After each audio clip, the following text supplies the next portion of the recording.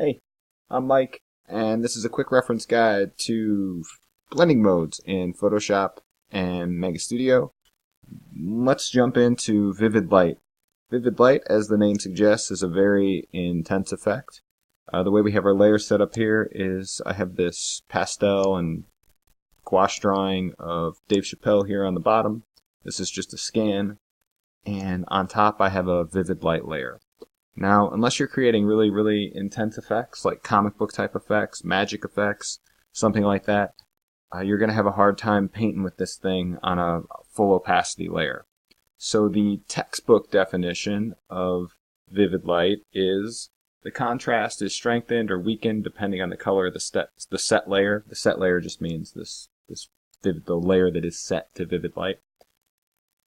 And if the set layer is brighter than 50% gray, so anything up here, burn is applied and the image is brightened. If it's darker than 50% gray, dodge is applied and the contrast is strengthened.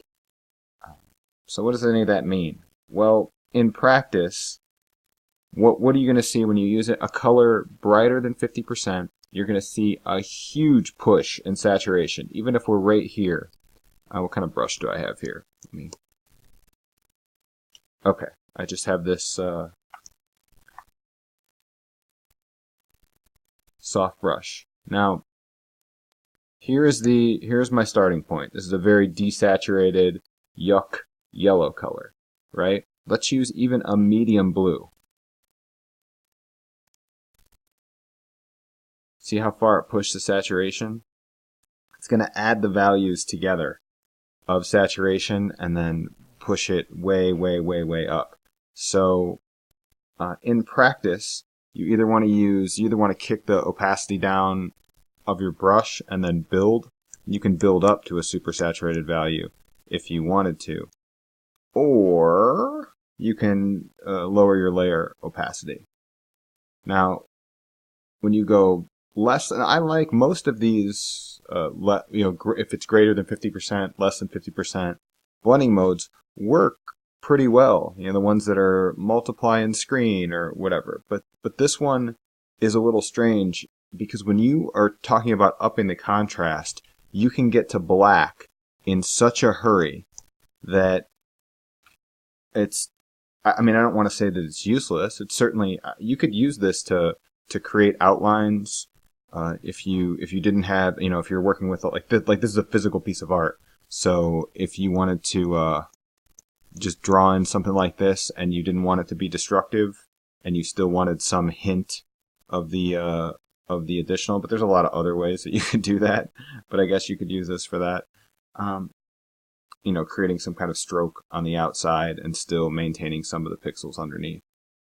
But as far as a rendering tool, you would need to kick it down quite a bit, and then you could definitely use it to render and change the contrast at the same time if you wanted to flatten an area out, especially with traditional art. If you were creating a print or something and you wanted to get some of these pixel values, so upping the contrast is basically going to push more values closer to black. Like if you do a gradient map, it would essentially be including more values in black, since it's darkening at the same time. So this one's a little tricky, but if you do want heavy, hard, vivid lighting effects, of course this is this is the way to go, right? Oops. You can definitely change things in a hurry and still keep the relationship between the pixels underneath. It's going to squish the relationship, kind of like a gradient map, so you can push everything together. This is a useful tool in digital painting if your layers aren't separated out very well, and you just want to, let's say you want to darken up this whole background. You could come in here to separate your foreground and get a little bit more depth, and then still maintaining some of the color and pixel relationship. But again, if you have this opacity up at all, it's going to wash all of that out. So this is one of those things you have to be very light-handed with. I mean, even using any kind of little bit saturated color, you get such an intense effect that it's almost, it's almost pinning it in the corner. And these are those are very dangerous colors for almost any kind of art, any kind of web design. Completely pinned, as bright, as saturated as something can get. So, I hope this has been helpful. I hope I gave you some ideas on how you can use this thing and exactly what's happening. That's what's important. These little guides aren't meant for people who are experts necessarily in using these modes. It's just a quick reference. What does this thing do, while you're scrolling through them? So see my channel. I'm doing guides for every single one of these, and they're short 5-minute videos to help you understand them. So like and subscribe, and if you have questions, leave them below. Thanks for watching.